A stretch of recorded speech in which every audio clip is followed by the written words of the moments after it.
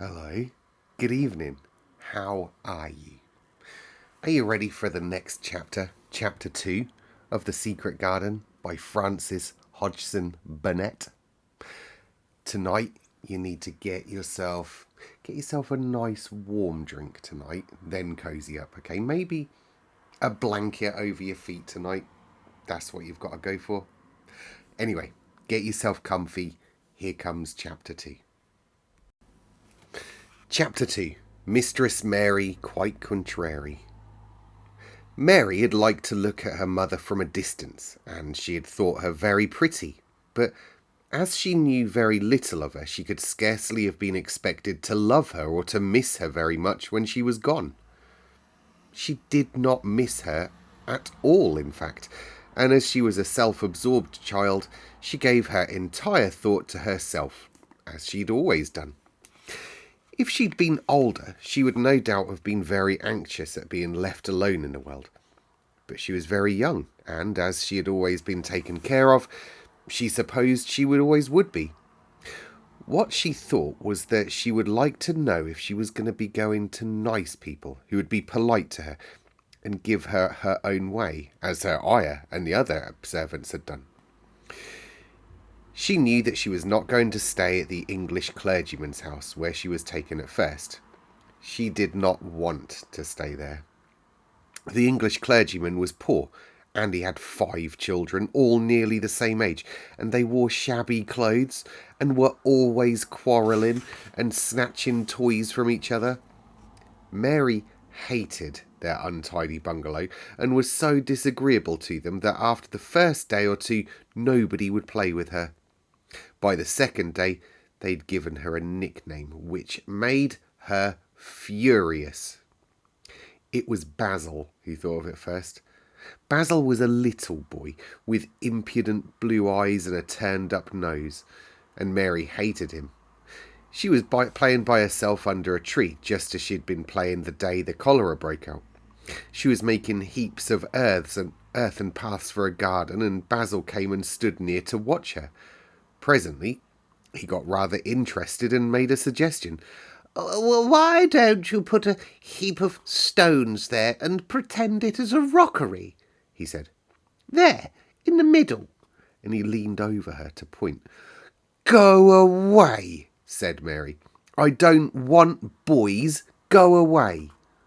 For a moment, Basil looked angry. Then he began to tease. He was always teasing his sisters. He danced around and round her, making faces, and sang and laughed. "Mistress Mary, quite contrary, how does your garden grow, with silver bells and cockle shells and marigolds all in a row?" He sang it until the other children heard and laughed too, and the crosser Mary got, the more they sang Mistress Mary Quite Contrary.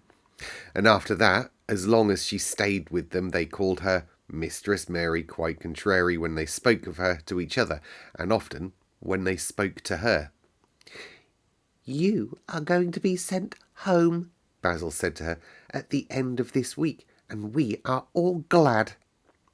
"I'm glad of it too," answered Mary. "Where is home?" "She doesn't know where home is," said Basil with 7-year-old scorn. "It's England, of course.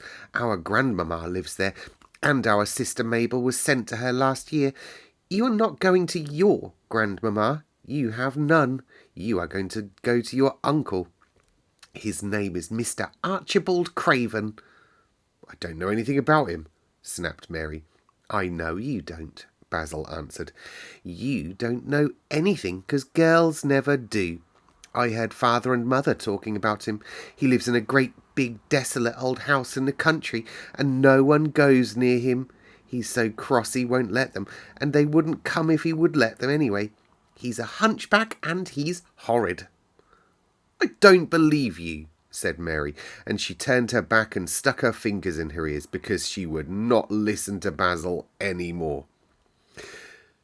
She thought it over a great deal afterward, and when Mrs. Crawford told her that night that she was going to sail away to England in a few days and going to her uncle, Mr. Archibald Craven, who lived at Misselthwaite Manor, She looked so stony and stubbornly uninterested that they did not know what to think about her. They tried to be kind to her, but she only turned her face away when Mrs. Crawford attempted to kiss her, and held herself stiffly when Mr. Crawford decided to pat her on her shoulder. "She is such a plain child," Mrs. Crawford said pityingly afterward, "and her mother was such a pretty creature. She had a very pretty manner too, and Mary has the most unattractive ways I ever saw in a child. The children call her Mistress Mary quite contrary, and though it's naughty of them, one can't help understanding it." "Well, perhaps if her mother had carried her pretty face and her pretty manners oftener into the nursery, Mary might have learned some pretty ways too. 'Tis very sad, now the poor beautiful thing is gone, to remember that many people never even knew she had a child at all." "I believe she scarcely ever looked at her," sighed Mrs. Crawford. "When her ayah was gone, there was no one to give a thought to the little thing. Think of the servants running away and leaving her all alone in that deserted bungalow. Colonel McGrew said he nearly jumped out of his skin when he opened the door and found her standing by herself in the middle of the room." Mary made the long voyage to England under the care of an officer's wife who was taking her children to leave them in a boarding school. She was very much absorbed in her own little boy and girl, and was rather glad to hand the child over to the woman Mr. Archibald Craven sent to meet her in London.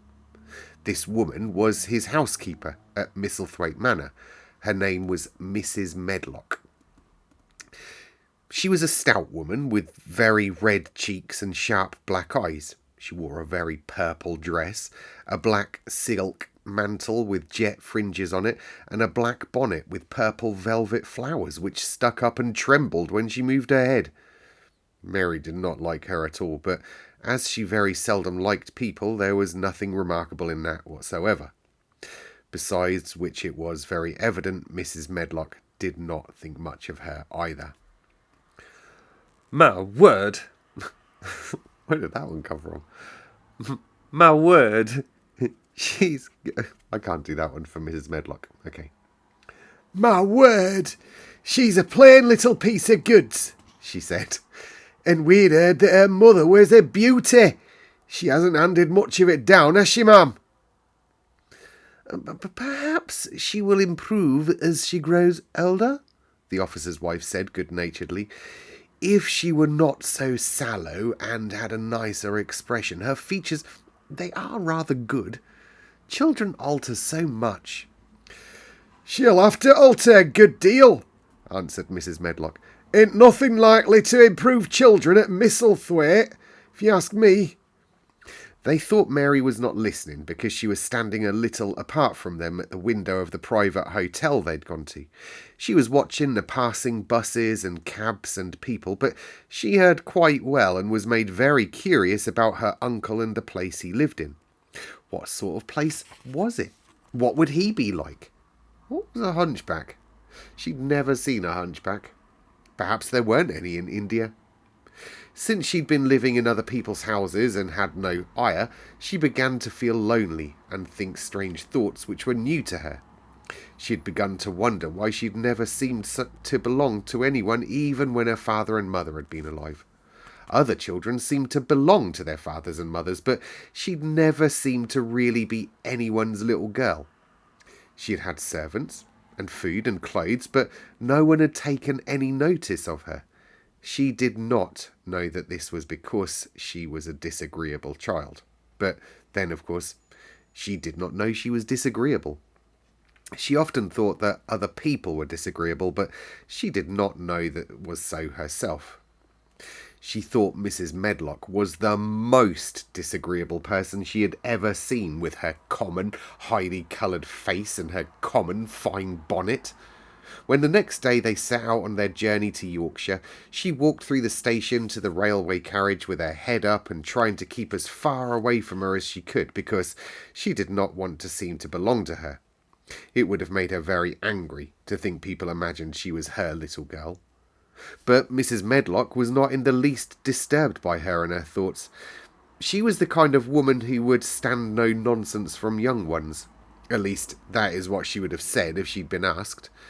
She'd not wanted to go to London just when her sister Maria's daughter was going to be married, but she had a comfortable, well-paid place as housekeeper at Misselthwaite Manor, and the only way in which she could keep it was to do at once what Mr. Archibald Craven told her to do. She never dared even to ask him a question. "Captain Lennox and his wife died of the cholera," Mr. Craven had said in his short, cold way. "Captain Lennox was my wife's brother and their daughter's guardian. The child is to be brought up here. You must go to London and bring her yourself." So Mrs. Medlock packed her small trunk and made the journey. Mary sat in her corner of the railway carriage and looked plain and fretful. She had nothing to read or to look at, and she'd folded her thin little black-gloved hands in her lap. Her black dress made her look yellower than ever, and her limp, light hair straggled from under her black hat. "A more mad-looking young one I never saw in my life," Mrs. Medlock thought. Married is a Yorkshire word which means spoiled and mad is a Yorkshire word and means spoiled and pettish. She'd never seen a child who sat so still without doing anything. At last she got tired of watching her and began to talk in a brisk, hard voice. "I suppose I might as well tell you something about where you're going. Do you know anything about your uncle?" "No," said Mary. "Never heard your mother and father talk of him?" "No," said Mary, frowning. She frowned because she remembered that her father and mother had never talked to her about anything in particular. Certainly they'd never told her things. "Humph," muttered Mrs. Medlock, staring at her strange, unresponsive little face. She did not say any more for a few moments, then she began again. "I suppose you might as well be told something to prepare you. You are going to a strange place."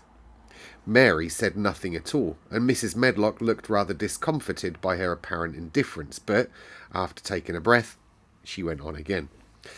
"Not that it's a big grand place in a gloomy way, and Mr. Craven's proud of it in his own way, and that's gloomy enough too.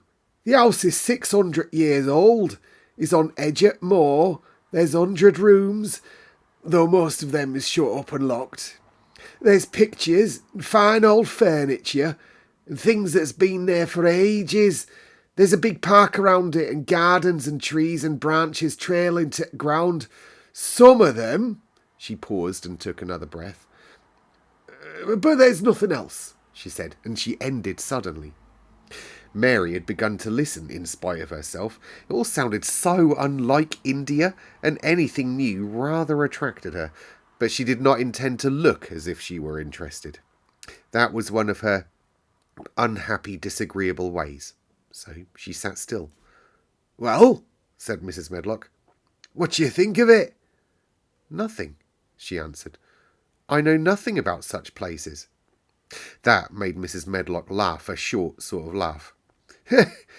"But you are like an old woman. Don't you care?" "It doesn't matter," said Mary, "whether I care or not." "You're right enough there," said Mrs. Medlock. "It doesn't matter. What you're to be kept at Misselthwaite Manor for, I don't know, unless because it's the easiest way. He's certainly not going to trouble himself about you, that's sure and certain. He never troubles himself about no one." She stopped herself as if she'd just remembered something in time. "He's got a crooked back. That set him wrong.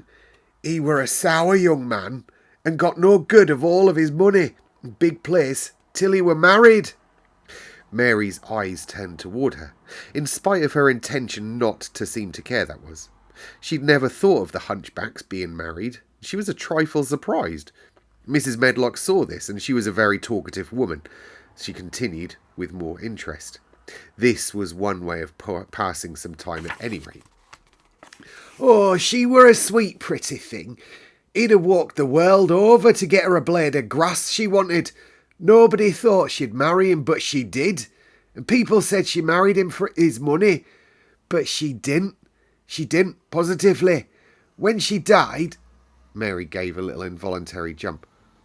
"Oh, did she die?" she exclaimed, quite without meaning to.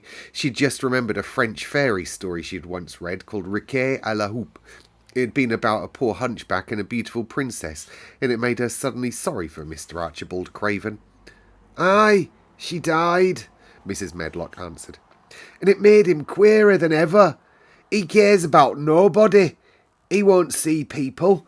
Most at time he goes away. When he's at Misselthwaite, he shuts himself up in West Wing. He won't let anyone but Pitcher see him. Pitcher's an old fellow, but he took care of him when he were a child. He knows his ways."